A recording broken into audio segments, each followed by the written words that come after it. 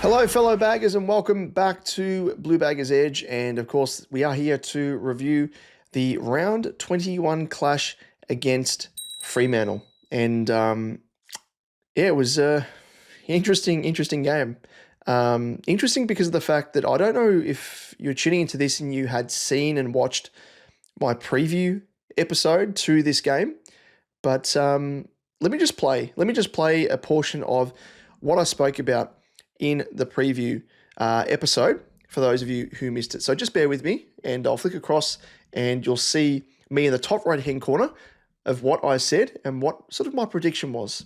I reckon it's going to be a closer encounter than what many people think. Now, I don't know if that's going to be come to fruition. I don't know if that's me being overly optimistic, but just knowing that we play well against them, especially on their home deck, gives me confidence to say that it might be close for portions of the match, but it may come to the point where we sort of peter out and Freo sort of, run away with the win. I'm going to predict Freo by around about 28 points. I think we will keep it close throughout. I don't think we're going to be reasonably hitting the lead and sustaining a lead across the majority of the match, but, we may hit the lead at one point, but I think these odds here, $1.08 to Sportsbet, at Sportsbet, for Carlton, $8.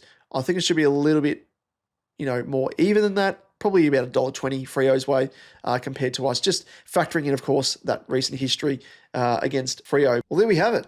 Interesting. So I predicted a margin of 28 points, and as it turned out, it was 27. So I was off by a point. And the other thing that took me by surprise that we were able to actually hold the lead for a majority of the match, bar like the last quarter and a bit. So, went to sort of my expectations, and as I said, the bookies, they got it wrong, and I thought it was going to be, a relatively closer encounter than what many people may have expected. But I think there's just teams there that we match up well against, and Freo's definitely one of those, especially on their home deck for whatever reason. But it's it was good to see. It was good to see that we're able to stick around for portions of the match or majority of it and whatnot. And there were some nice signs there, especially from our youngsters. But yeah, it was just kind of a case of what we know, what we've seen before, where we're in the game and move the ball quite well. And we just sort of fall away from there for whatever reason. But, in terms of the promising parts of the game, I mean, we'll go through the breakdown of the game itself in terms of stats, as we always do. But there were highlights there. And one of the big highlights for me was the fact that there was a bit of play there where Pitnet hit up, I think it was Zachy Williams, on the actual tit, a lace-out pass, and it was an incredible sight to behold. It was one of those games, I think, and it kind of summarised the night, the day, the game itself, because some strange things like that we saw. We were actually hitting up leads, and it was via our lumbering ruckman in Pitnet, not the more mobile TDK, but yeah, it was a very, very, very strange sight. But nice little takeaways there, and we saw Frankie Evans as well kick a couple of goals, which is good to see. And I've been, highly critical of him. A lot of times jovial, but, I don't really think he is, someone that can be a, consistent best 23 player in my eyes. But, that sort of player which on his day can pinch hit, similar to an Orazio Fantasia, I think. But, if we have to rely upon him as, one of our best small forwards or in that role, probably says more about our team than it does about him. But to his credit, actually came out and kicked a couple of goals. So we'll go through the stats now whilst we're here. And we'll just do this, obviously sort this to Carlton only. And we'll sort it by disposal-wise. So Georgie Hewitt and Cripper both had their day out. They're absolute filth. 36 disposals apiece. Nicky Haynes looked really good in defence, and arguably, one of our cornerstones of our defence. I mean, enough has been spoken about Jack, Sauce leaving for the Pies, and I think that's kind of more likely than not at this stage. And I think if we didn't have Haynes, it would actually hurt me a bit more, because it means there's a massive hole there. It's obviously not going to be a good thing losing Sauce, but he has been quite injured. We've got to admit. And the fact that Nicky Haynes has been able to stand up after what was a relatively slow start to his career in the Navy Blue, Full credit to him. Cooper Lord. Now, this is kind of what I've been talking about. Get this bloke in the team, play him from the start, and do not sub him out. Do not start him as a sub because this guy belongs at senior level. And it shits me to tears how many times I've seen Cooper Lord as the starting sub or being subbed out. It's happened in at least half of his games across 2025. You would think that Michael Voss has seen the light, but this has happened in the past where he's given Coops, a full game and he's looked really good. And then the next week, he goes back to making him the sub. Now, Voss, if you're going to, I guess, see the light before you're given the arse, please do right by the youngsters and give them a full crack of footy. Enough of this subbing them, enough of this starting them as a sub. Coops is our future. He's our in and under, at the coalface player who's virtually going to be replacing and should have been replacing Matt Kennedy from the start of this season. And it should have remained. So I'm glad to see, the way that he reads the game is ahead of his ears. Ahead of his ears, Coops. Does some really nice things around the coalface, obviously, but around the ground as well. Spreads wide, really smart play in terms of picking out his teammates through tight congestion, all that sort of stuff. So, Scoops, tip of the old cap to you, mate. Show it up Vossi's ass. Ollie Hollands, so-so game there. So-so game. I don't think it was a massive... He kind of came alive in the last quarter as well. He was kind of missing for stages there. In the third, it might have been. But, yeah, he's just got to continue growing as a player. Zachy Williams kicked a nice goal. TDK looked okay in patches. Lockie Fogarty, just scrolling down the list. Lockie Cowan looked really good at various stages there. And I think he is now, I think his body is at a stage where he's kind of filled out. He's got that muscle about him that he can really, bust packs and also have the strength to stand up in tackles and everything and looked really good, I thought, and has taken his game to another level since returning from injuries. So good stuff there, Lockie. Moving down the list, Weeders was thereabouts. Flynn Young, good to see him get another crack. Harry kicked 1 goal, 1. Frankie Evans, 2 goals, 1. Ashton Moyer kicked the first, I think, of the game. Just got to continue building. Durds was the starting sub, came on and kicked 1 goal, 1. A snap around the body as well that he probably should have dobbed. I think he kind of rushed the kick, snapped around his body, and would have put us within, a goal or something, I think, potentially if he kicked that, or maybe put us in front. I can't recall, but yeah, at least he kicked that goal from the set shot. Will White, it kind of looks this way here where we've got 6 small forwards and we're always going to have 1 or 2 small forwards that don't put in, a satisfactory performance. Will White had a down game, but again, younger brigade looked pretty good across 2025 in patches. Hasn't been a standard, of course, but I think we should persist with him. Matty Carroll did a couple of nice things. Jesse Motlop, outside of kicking the goal and, contributing his 5 tackles, which Voss will see that and he'll get an erection, instantly, because that's virtually all he sees in Jesse Motlop. But again, we see it at least once every single week where Jesse takes on the opponent, thinks he's got the evasiveness of, a Cozzy Pickett, and he doesn't. He turns like the Titanic, has the awareness of, hate to say it, but someone who is vision impaired, and I can speak from experience being the old 4 eyes that I am, because he just turns into trouble. He took a mark, unnecessarily played on around his opponent that was on the mark, and somehow didn't see in his peripheral vision, as if he was wearing blinkers like a horse, and ran into another Fremantle player who tackled him, conceded the free kick, they kicked it forward. I can't recall if they got a goal or scoring chain off it, but just really does shit me. And it's those basic things that he needs to work upon and needs to work upon in the seconds. Do not waste time, waste a spot of someone that could come in and replace Jesse and then think that he's going to work it out at senior level. Because if he hasn't now, what is it now, his 4th season on the list at senior level? If you have not worked out that basic skill of knowing when to take on your opponent, knowing when to play on, and building some sort of awareness, then, mate, I don't know if you're going to be able to grasp it, even in the seconds. But we've seen this from Jesse. There's laziness, there's pointing fingers. Then it's those basic issues as well that I just really hate.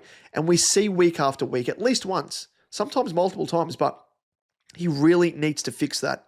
He needs to fix it. Granted, this time he was kind of pushed up the ground, but probably in a worse position because it means that, you're conceding the ball closer to the opposition's goal. So he pushes too high up the ground. I don't know why Voss persists with running him through the middle. He's not speedy. He's not evasive, as he just proved there. And that I can't recall who tackled him, but you'll recall it, that mark and him playing on stupidly. He didn't need to. He didn't gain any advantage by sidestepping a couple of steps, mind you, into an oncoming opponent as well, but just stupid.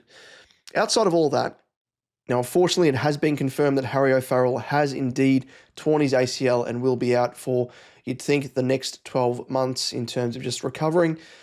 Just, such a blow to, a promising youngster.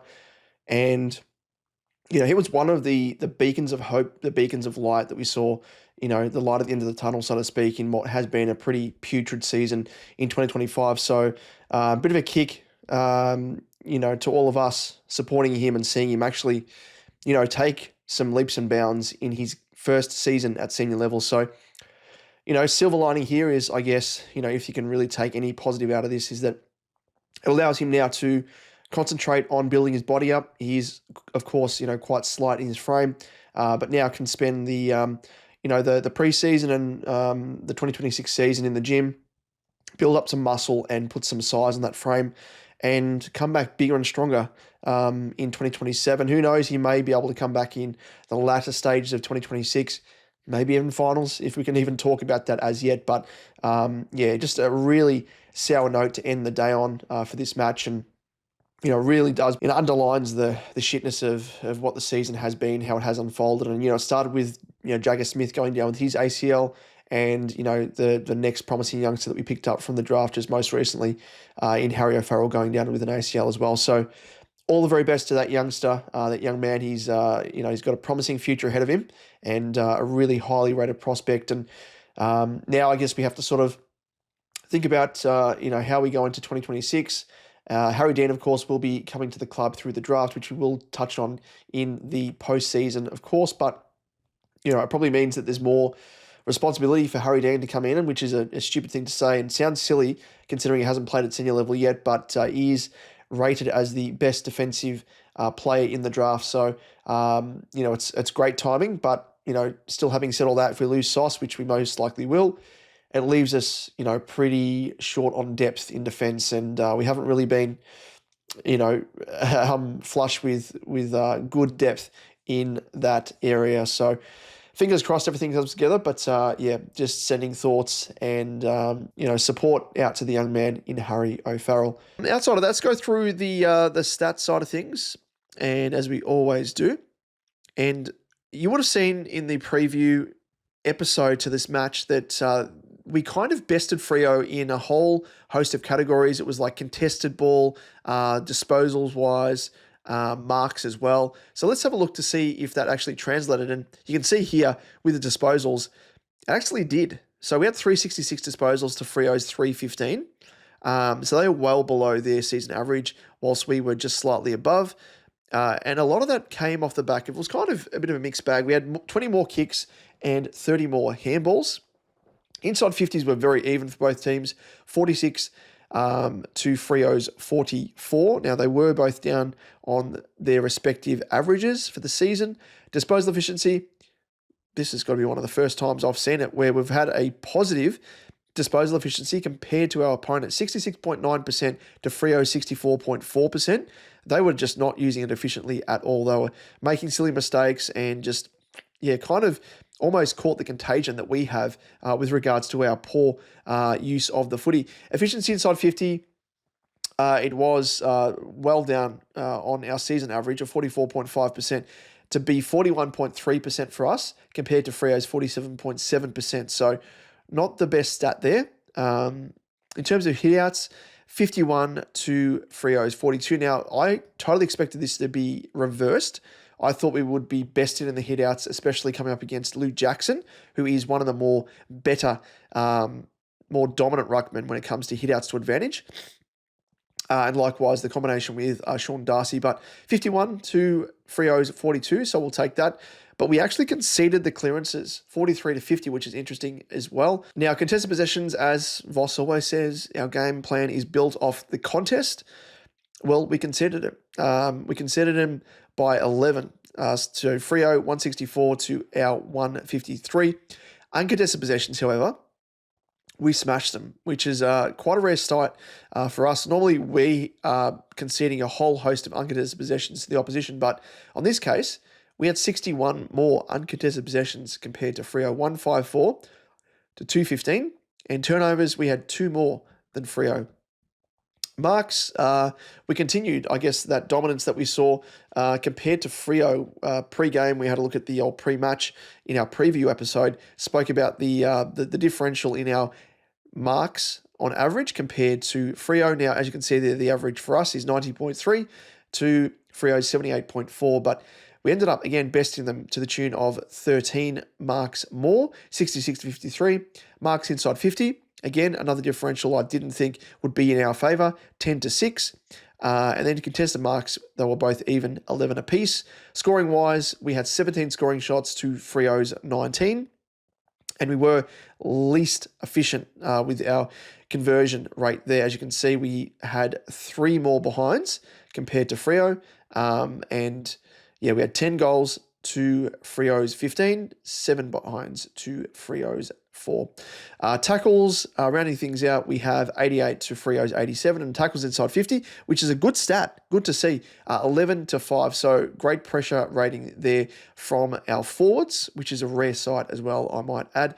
1%ers, 42 to 55, so yeah, we're talking about spoils, we're talking about, smothers, all that sort of stuff. We've got to lift the game there. The basic skills, if Freo weren't as efficient as us, at least they were kind of putting in the second, third efforts, 1%ers. For me, that's kind of non-negotiable. And when you're losing that stat, it doesn't reflect nicely upon you. So we actually conceded 13 more 1%ers, or we had 13 less 1%ers compared to Freo, 55 to 42. And that is that. That is that. So 15-4-94 was the final score to us, 10-7-67, and of course 27 points being the margin. Where to from here? It's an interesting one because now we face up against, our fixture, it's really hard to say if it's going to be opening up and whatnot because we're not in the best form, but we play Gold Coast at Marvel on Sunday. Second last game on Saturday, I should say. So we will go through that next up, of course, previewing that game. But Gold Coast, they need to win to secure a spot in the finals. And, off the back of Freo beating us, it adds a little bit of pressure to Gold Coast, that the fact that they need to win as well. So quite hilarious that we're facing these two teams that need to win in order to secure a final spot and keep winning. So we'll be back with that and much, much more. But there are rumours floating around in terms of guys potentially leaving. I have heard a rumour, just to end things here. And of course, before I end things with this little rumour that I'd like to get your thoughts on, let us know your thoughts down below with regards to today's match. Expectations-wise, were you surprised? Were you exceeded your expectations in terms of what you saw? What were the positives, negatives? Our youngsters are looking really good.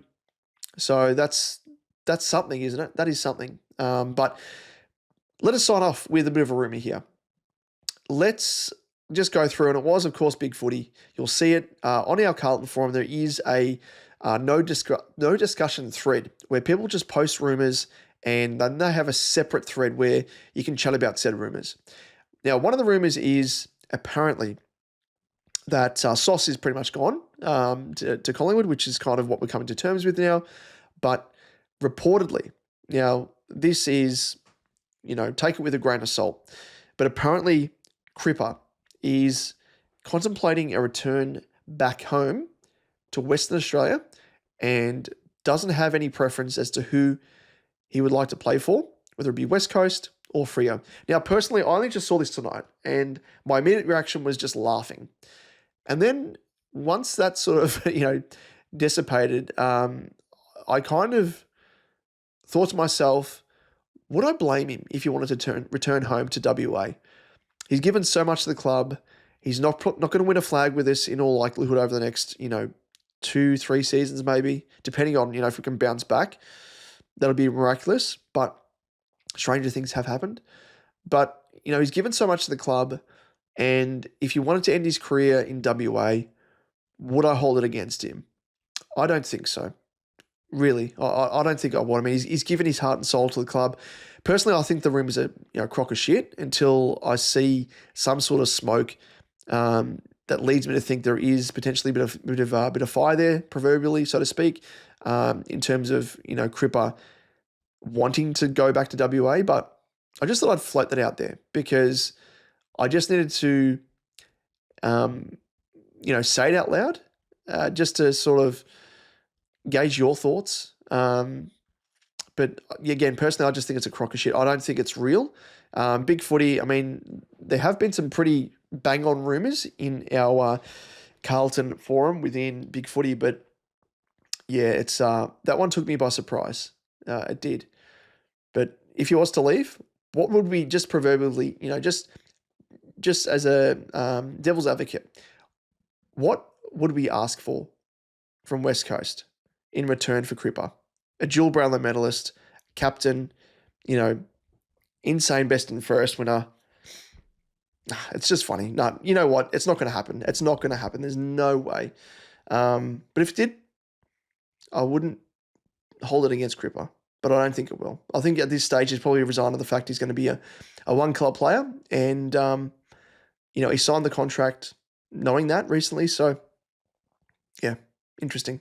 Anyway, I just thought I'd float that out there to end things on that. But with that, ladies and gents, thank you as always for tuning in. If you have yet to subscribe to our channel, please feel free to do so and consider doing so because it helps, of course, grow the channel and tells YouTube to promote our channel a little bit more to other prospective blue baggers out there. So feel free to do that. Give us a like as well. Hit the notification bell to be notified of when our content does drop as well.